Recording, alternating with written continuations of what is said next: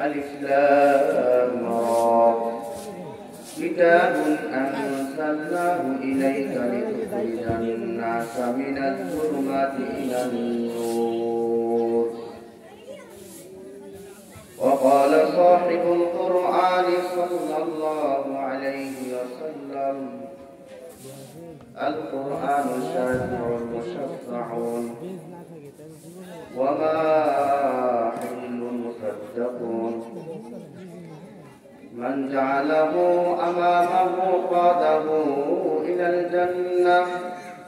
ومن جعله خلف ظهره ساقطه إلى النار صدق الله مولانا العظيم اللهم صل على محمد عدد ما في علم الله صلاة دائمة بدوام ملك الله जिंदगी में बंदगी तो करना है जिंदगी में बंदगी तो करना है जिंदगी में बंदगी तो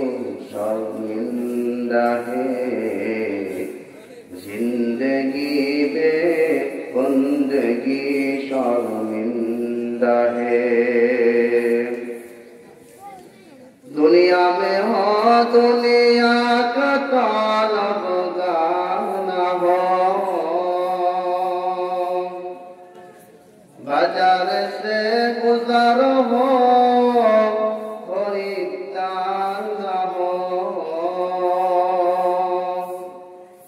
दुनिया में हो दुनिया का तालबगार न हो बाजार से गुजर हो खरीदार न हो ये दुनिया एक मिसल कागज फूल है ये दुनिया एक मिसल कागज फूल है जिंदगी में बंदगी तो करना है जिंदगी में बंदगी तो करना है जिंदगी में बंदगी शर्मिंदा है जिंदगी में बंदगी शर्मिंदा है अल्हम्दुलिल्लाह কুষ্টিয়া জেলার অন্যতম দ্বীনি বিদ্যাপীঠ কাসিমুল উলুম কওমিয়া মাদ্রাসা আউলিল্লাহ বর্ণিগের কর্তৃক আয়োজিত একদিনব্যাপী তৃতীয়তম বাৎসরিক ওয়াজ মাহফিলে উপস্থিত সম্মানিত সভাপতি আমার সম্মুখে উপবিষ্ট দিনদার ইমানদার ভাইরা পর্দার আড়ালে সম্মানিত মা ও বোনেরা আল্লাহ তাআলা দরবারে লাখো কোটি শুকর যে রব্বুল কারীম অত্যন্ত দয়া করে মায়া করে ভালোবেসে আমাদের হায়াতকে দীর্ঘায়িত করে কুরআন হাদিসের মজলিসে যে রব্বুল কারীম কিছু কথা বলা এবং শোনার মতো তৌফিক দিলেন সেজন্য সে রব্বুল কারীমের দরবারে সকলেই শুকরগুজার করছি সকলের জবানগুলো দিল থেকে মহব্বত নিয়ে আবেগের সঙ্গে ভক্তি সহকারে আল্লাহ তাআলাকে খুশি করার জন্য সকলেই কালিমাত শুকর আদায় করে সকলেই পড়ে নেই আলহামদুলিল্লাহ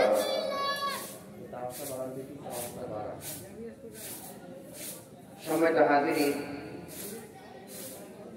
আমি যে আয়াতে কারিমা তেলাওয়াত করেছি অত্যন্ত গুরুত্বপূর্ণ একটি আয়াতে কারিমা যে আয়াতে কারিমাতে আল্লাহ তাআলা নবী করিম সাল্লাল্লাহু আলাইহি ওয়াসাল্লামকে বলেন ওগো পয়গম্বর আমি আপনার কাছে যে কিতাবটি অবতীর্ণ করেছি এটা এমন একটি কিতাব যে কিতাবের মাধ্যমে আপনি মানুষদেরকে অন্ধকার থেকে আলোর দিকে নিয়ে আসবেন। তাহলে আল কোরআন এটি একটি আলো, যে আলোর মাধ্যমে মানুষ পথ দেখতে পায়। যেরকম আমাদের দেশে যত যানবাহন গাড়ি আছে, মোটর সাইকেল বলি, প্রাইভেট কার বলি, বাস বলি, ট্রাক বলি, ট্রেন, বিমান, প্রত্যেকটা গাড়ির সামনে কিন্তু লাইটের আলো সিস্টেম আছে, যাতে করে গাড়ি ঠিক মতন গন্তব্যস্থানে পৌঁছাতে পারে। যদি কোনো গাড়ির সামনে লাইট না থাকে তো রাত্রিবেলায় অন্ধকারে পথ দেখতে পারবে না। যদি কখনো পথ না দেখতে পারে, গাড়ি কিন্তু রাত্রিবেলায় তার গন্তব্যস্থানে পৌঁছাইতে পারবে না। তাই নবী করিম সাল্লাল্লাহু আলাইহি ওয়াসাল্লাম বলেন, আল কুরআন শাফিউন মুশাফফাউন, যারা আল কোরআন তেলাওয়াত করবে, আল কোরআনকে বুকে টেনে নেবে, আল কোরআন অনুযায়ী আমল করবে, এই কোরআন সুপারিশ করে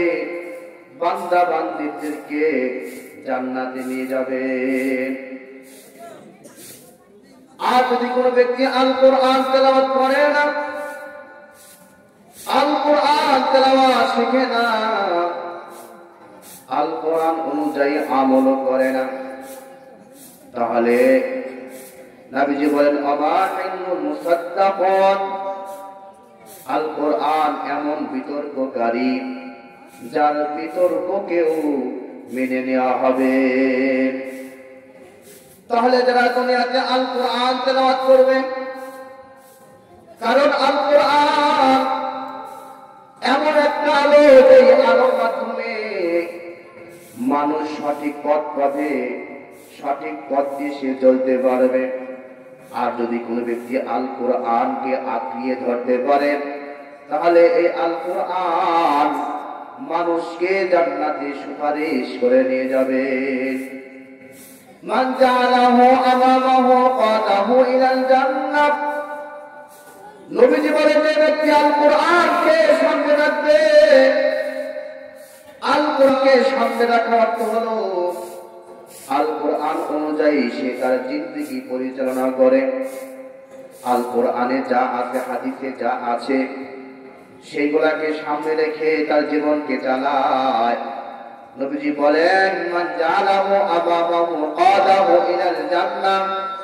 যে ব্যক্তি আল কোরআনকে সামনে রাখবে, সামনে রেখে তার জীবনকে চালাবে, আল্লাহ তাআলা এই আল কোরআনকে সুপারিশ করার অধিকার দিবেন। আর আল কোরআন সুপারিশ করে বান্দা বান্দীকে জান্নাতে নিয়ে যাবে। বলে সুবহানাল্লাহ। ওয়া মান জাআলাহু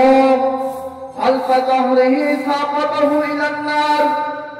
আর যে ব্যক্তি আল কোরআনকে পিছনে রাখবে, অর্থাৎ আল কোরআন অনুযায়ী আমল করে না,